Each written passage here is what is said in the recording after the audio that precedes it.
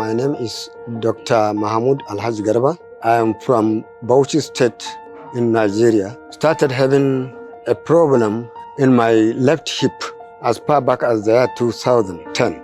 The right leg too started paining.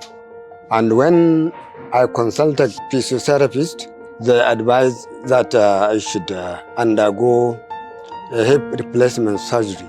And then one friend advised me that I should come to Apollo Hospital in India. He has had avascular necrosis of both hips, for which bilateral hip replacements were done locally in his country, but right hip dislocated soon after the surgery and remained dislocated even after the second surgery. So he was not able to walk or take weight on this leg.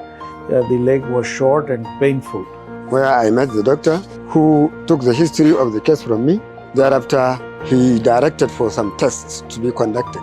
We investigated him thoroughly and found that on CT scan and X-ray, that hip is not only dislocated, but there was severe deficiency of acetabulum with loss of bone in the acetabulum, where normally the hip replacement cup is inserted. The surgery was conducted by Dr. Raju and his team.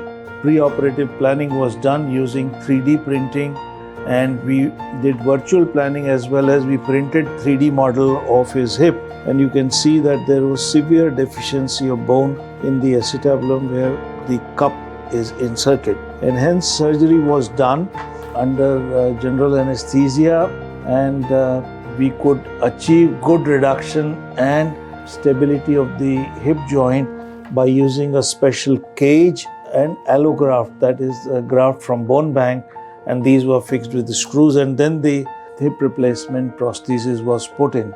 It was very, very successful that I didn't even spend an hour. And he is able to walk with the support of a walker 3 days after the surgery.